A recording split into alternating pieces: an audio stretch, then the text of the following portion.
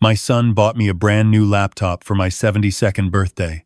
He said it was to help me keep up with my medical records, pay bills online, stay connected. He even sat down at my kitchen table and set it up himself, typed in all my passwords, smiled the whole time. That was the last smile I trusted from him. 6 days later, my neighbor Marcus, a retired IRS investigator who has spent 30 years following money trails, knocked on my door and asked me why my name had just appeared on a property transfer filing at the county clerk's office. I had no idea what he was talking about. I invited him in. He sat across from me at the same kitchen table where my son had set up that laptop, and he showed me a printout he had pulled from the public records database that morning. It listed my home address. It listed my full name. And in the section marked Transferring Party, someone had typed the words, voluntarily and of sound mind. I had not signed anything. I had not been to any office. I had not spoken to any attorney. My son had my power of attorney. I had given it to him 18 months earlier, after my wife passed, because I was grieving and I was tired, and he told me it would make things simpler. He told me he just wanted to help his old man. I am going to tell you exactly what he did with it. The laptop was a good one. I will give my son that much. It was fast, the screen was crisp, and he had already bookmarked my bank's website, my insurance portal, my email. He spent nearly 2 hours at my house that day. He showed me how to video call, how to use the document storage app he had installed, how to pull up my pension statements. Before he left, he hugged me at the door. He said, "Pop, I just want you to be comfortable. You've worked hard your whole life. Let me take some of the load." I believed him. I was 72 years old, 14 months out from losing my wife of 41 years, and my son was standing on my porch telling me he wanted to carry some of the weight. Of course I believed him. I closed the door and went back to my recliner and did not think about that laptop again for 6 days. Then Marcus knocked. Marcus has lived next door to me for 11 years. We watch football together. We argue about the right way to smoke a brisket. His wife and my wife used to trade tomato plants every spring. He is not a man who knocks on a neighbor's door over nothing. And when I opened the door that Thursday morning and saw his face, I knew something was wrong before he said a single word. He came inside, sat down, laid the printout on the table. "Harold," he said, "I was checking something for my own property this morning, and your address came up in a linked filing. I almost kept scrolling. I'm glad I didn't. I read the document 3 times. My address, my name, a company name I had never heard of, something with the words Legacy Holdings in it listed as the receiving party. The filing was dated 4 days earlier. "What is Legacy Holdings?" I asked. Marcus pulled out his phone. He had already looked it up. It was an LLC registered in Delaware, incorporated 11 weeks ago. The registered agent was a name I did not recognize. But Marcus had kept digging, the way retired investigators do, and the LLC's mailing address on a separate filing matched an address I knew very well. It was my son's home address. I sat back in my chair. I did not say anything for a long time. The kitchen was very quiet. The refrigerator hummed. Outside, a car went past slowly. "He has my power of attorney," I finally said. Marcus nodded. He already knew that. I had told him about it when I signed it. He had been polite about it at the time, said nothing discouraging. But I remembered now, sitting at that table, that he had gone quiet for a moment before changing the subject. "Harold," he said, "I need to ask you something, and I need you to answer me honestly. Do you have access to your bank account right now? Your retirement accounts?" I looked at the laptop on my desk across the room. "I have the passwords written in a notebook in the drawer," I said. "Go get the notebook," Marcus said. "Let's look together." What we found took about 25 minutes and felt like falling down a very long flight of stairs. My savings account, which I had not checked since my son set up the laptop, was down $41,000 from where it had been when I last looked in the spring. There had been 6 wire transfers, each one just under $10,000, each one going to an account I did not recognize. Under $10,000 per transaction. I knew enough to know what that meant. My son had known that banks were required to report transactions over $10,000, so he had kept each one just beneath the threshold. He had done this deliberately. He had planned it. My home equity line of credit, which I had never touched, had been drawn down $30,000 over the same period. I had not received a single paper statement because the statements had been switched to the email account on the laptop my son had set up. There was more.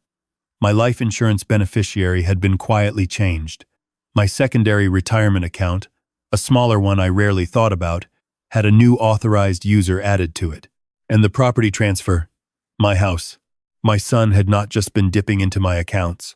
He had been systematically disassembling everything I had spent 40 years building, piece by piece, quietly, while I sat in my recliner watching the news and thinking he was just being a good son. Marcus sat across from me and watched my face as I read through all of it. He did not rush me. He did not say, "I told you so." He just waited. When I closed the laptop, my hands were shaking. "What do I do?" I asked. He leaned forward, put his elbows on the table. "First," he said, "you don't touch that laptop. Don't log into anything. Don't delete anything. Don't send your son a single message. That laptop is evidence. Second, you call your bank's fraud department in the morning. Not today, because I want to make some calls first. Third, and I need you to hear me on this, you call an estate attorney tomorrow, someone your son has never met, and you revoke that power of attorney." I nodded. "And Harold," he said, looking straight at me, "you don't tell your son any of this. Not yet." I nodded again, but this time it was harder. "I want to be honest about something. When Marcus left that evening, I sat alone in my house for 2 hours, and I did not call anyone. I did not look at the laptop. I did not open the drawer with the notebook.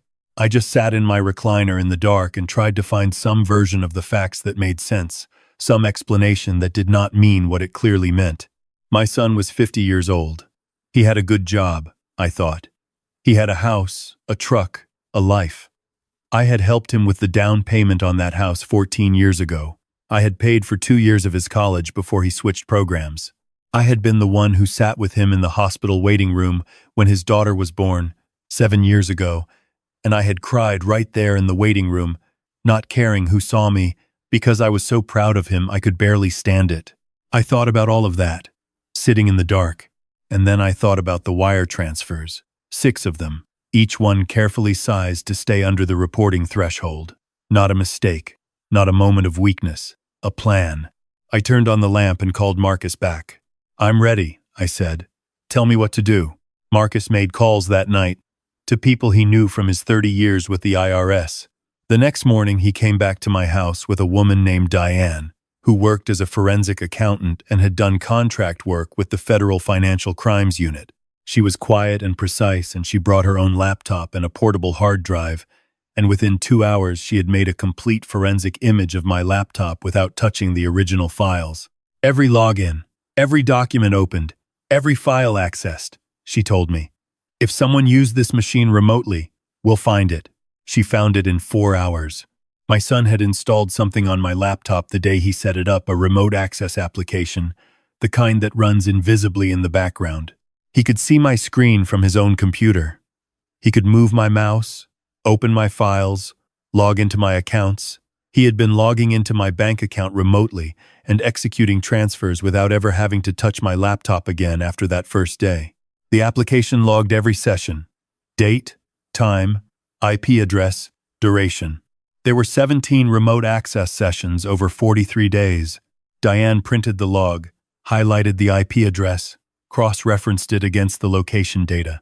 Every single session originated from my son's home network. I looked at that printout and I thought about him sitting at my kitchen table, smiling, typing in my passwords, saying, "Let me take some of the load." I had to set the printout down and walk to the kitchen and stand at the sink for a while before I could go back.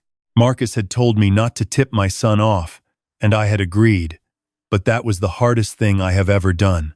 My son called me 3 times over the next week. Normal calls. "How are you feeling, Pop? How's the knee? Did you watch the game?" I answered all 3. I talked about the game. I said my knee was about the same. I said I was doing fine. My voice did not shake. I do not know how. Meanwhile, Marcus had contacted a former colleague at the Financial Crimes Division who connected him with a detective at the county sheriff's office who handled elder financial abuse cases. Her name was Detective Rhonda Sims, and she was not small and she was not soft. And when she came to my house and sat down with the forensic report and the bank records and the property filing, she read every page without saying a word. And when she finished, she looked up at me and said, "Mr. Harold, this is one of the more thorough cases I've seen come across my desk in a long time. He didn't just steal from you. He built a structure to steal from you." She applied for a warrant. The county attorney reviewed the property transfer filing, the remote access logs, the wire transfer records, and the power of attorney documentation. They also found something Marcus had not yet told me about my son, had drafted a second power of attorney document, with my signature forged on it, that extended his authority to include liquidating retirement assets and negotiating on my behalf in real estate transactions. He had submitted it to my financial institution 3 weeks earlier. He had used my laptop's document scanner to create a copy of my signature from a Christmas card I had signed and stored in my files. He had scanned my own Christmas card and traced my signature. My wife had given me that card. Detective Sims called me on a Tuesday afternoon. I was in the backyard, doing nothing in particular, just standing in the yard the way you do when everything feels unsteady and you want to feel the ground under your feet. "We're ready to move," she said. "I want to let you know before it happens." I asked her when. "Tomorrow morning," she said. "Early." I thanked her. I stood in the yard a little longer after I hung up. The neighbor's dog was barking at something behind the fence. The oak tree my wife had planted in the corner of the yard 20 years ago was losing its leaves. I went back inside, and I made myself a cup of coffee, and I sat at the kitchen table, the same table where my son had set up that laptop, smiling, and I waited for tomorrow. They arrested him at 7:14 inches the morning, at his own home. Marcus told me later that his wife, my daughter-in-law, the mother of my granddaughter, had come to the door first, and when she saw the detectives, she had gone pale and very still, which Marcus said told him something about what she might have known. My son was charged with elder financial abuse, wire fraud, forgery of a legal document, and unauthorized access to a computer system. The property transfer was voided by the court within 48 hours. My financial institution froze the accounts pending investigation and began the process of reversing the transfers that had not yet cleared. Detective Sims told me that the 6 wire transfers totaling just under $60,000 had gone into the LLC account and then been moved twice more before landing in an account held jointly by my son and a name I recognized as someone he had done business with, someone who would also be interviewed by investigators. The full amount was eventually recovered. Not all at once, and not without paperwork. But it came back. My home was never transferred. The filing had been challenged in time. My son's attorney entered a not guilty plea at the arraignment, which I expected. What I did not expect was to be sitting in the back of that courtroom when it happened. I had not planned to go. Marcus drove me without making a big deal of it. Just showed up at my door that morning and said he was going and I could come if I wanted. I got in the truck. I sat in the back row. I watched my son walk in wearing a gray jacket I had seen him wear to his daughter's school recitals. He did not see me at first. When the judge called the case and his attorney stood, my son turned slightly and scanned the room, the way people do, and his eyes found me in the back row. We looked at each other for a moment. I did not look away. Neither did he. Then his attorney said something and he turned back to the front of the room. I thought about the morning he was born. I thought about teaching him to ride a bicycle in the parking lot of a closed grocery store on a Saturday. I thought about every birthday card, every graduation, every holiday table, every phone call that started with "Hey Pop" and made me feel like I had done something right. And I thought about 17 remote access sessions, each one deliberate, each one planned. I left before the hearing was finished. Marcus drove me home without saying much. I sat on the front porch for a while after he left. The street was quiet. Diane, the forensic accountant, came back to my house about 3 weeks after the arrest. She brought a binder. She walked me through a timeline she had assembled from the laptop's log files when my son had first installed the remote access software, when he had first accessed my accounts, when he had begun researching the Delaware LLC process, when he had opened the documents folder on my laptop and located the scan of my wife's Christmas card. The first remote session had happened the day after my birthday. The day after, he sat at my kitchen table and smiled and set up the laptop and hugged me at the door. He had come home from my house, sat down at his own computer, and logged into my accounts the very next day. Diane showed me the timestamp. She did not say anything. She just let me look at it. I stared at it for a long time. He came to my birthday dinner first, I said. We had cake. My granddaughter sat on my lap. Diane nodded. He planned this before the birthday, I said. It was not a question. The LLC was registered 9 weeks before your birthday, she said quietly. The laptop was purchased 8 weeks before. The gift was part of the plan. I will tell you what I have learned. I have learned that age does not make you stupid. I was not stupid. I was trusting, and those are not the same thing. I trusted my son because I had raised him and loved him and had no reason, standing in my kitchen watching him set up a laptop, to believe he was running a 17-session access scheme against me. No one would have had a reason. That is not naivety. That is called having a family. I have also learned that there are people who will help you if you let them. Marcus knocked on my door because he noticed something, and he acted on it. Diane drove to my house with her own equipment on a Friday afternoon. Detective Sims called me the evening before the arrest because she thought I deserved to know it was coming. None of them had to do those things. They did them anyway. My granddaughter still calls me. Her mother calls me sometimes too. Those conversations are short and a little careful, but they happen, and I do not hang up. I had a lawyer revoke the power of attorney the day after Marcus came to my house.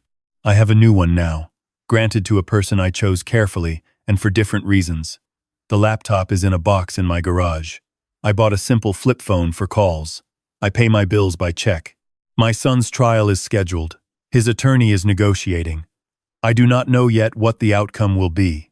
Detective Sims tells me the evidence is strong. What I know is that I am still in my house. The house my wife and I bought together when we were young and had nothing and thought we had everything. The oak tree she planted is in the backyard. Every morning I make coffee at the kitchen table and I look out the window at that tree. He did not take the house. He did not take the accounts. He did not take 40 years of a life built carefully and honestly. He tried, and he was careful about it, and he nearly succeeded. But the laptop he gave me to do it, the laptop he sat at my kitchen table and set up himself, the laptop he used to access my life from his living room 17 separate times, that same laptop was still sitting on my desk when Marcus knocked on my door. Every session was still logged. Every transfer was still traceable. Every forged document was still stored in the cloud he had connected to my account. He handed me the evidence himself, and then he wrapped it in a bow. My neighbor's dog is still barking at things behind the fence.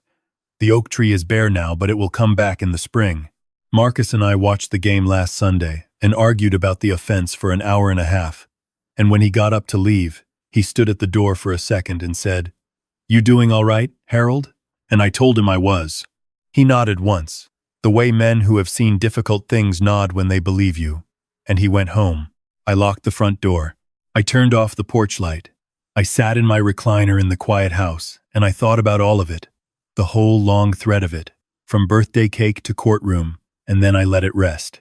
I am 72 years old. I have buried a wife and nearly lost a house and found out something about my son that I will spend the rest of my life carrying. But I am still here, and the house is still mine, and I have coffee in the morning and a good neighbor and a granddaughter who still calls. That is not nothing. That is, in fact, quite a lot.